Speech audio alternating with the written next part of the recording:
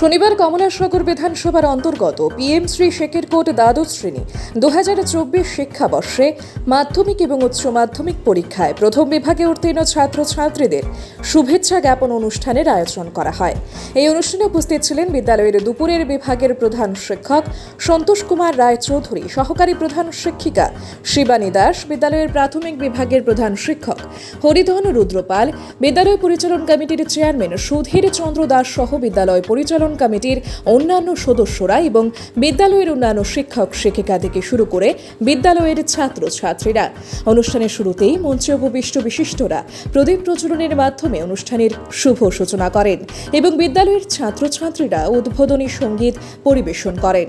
এই দিনের এই শুভেচ্ছা জ্ঞাপন অনুষ্ঠানে 2024 শিক্ষাবর্ষে মাধ্যমিকে 12 জন এবং অতিরিক্ত একজনকে বিদ্যালয়ের পক্ষ থেকে বিশেষ শুভেচ্ছা জ্ঞাপন করা হয়। তাছাড়া উচ্চ মাধ্যমিকে 40 জনকে শুভেচ্ছা জানানো হয়।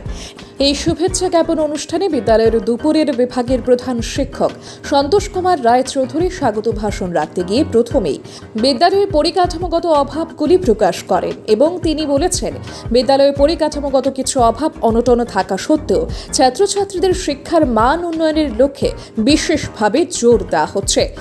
তিনি এই দিন এই শুভেচ্ছা জ্ঞাপন অনুষ্ঠানে ছাত্রছাত্রীদের উদ্দেশ্য করে বলেছেন, প্রকৃত শিক্ষাই একজন ছাত্রকে কিংবা ছাত্রীকে সঠিকভাবে মানুষ হওয়ার পথ দেখায়।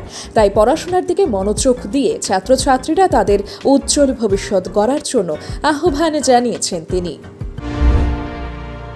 প্রতিনিয়ত আমরা আমাদের বিদ্যালয়কে এগিয়ে নেওয়ার আমরা চেষ্টা করছি। ফলশ্রুতিতে এবছরও আমরা আমাদের বিদ্যালয় থেকে 40 জন উচ্চ মাধ্যমিকে প্রথম স্থান অধিকার করেছে। আমাদের 117 জন পরীক্ষা দিয়েছিল। আমাদের 6 জন বছর বাঁচাও পরীক্ষার্থী রয়েছে উচ্চ মাধ্যমিকে, বাকি সবাই পাশ করেছে।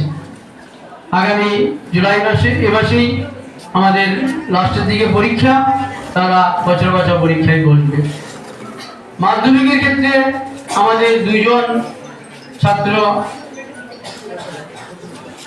রয়েছে বছর বাঁচাও কর্মসূচিতে।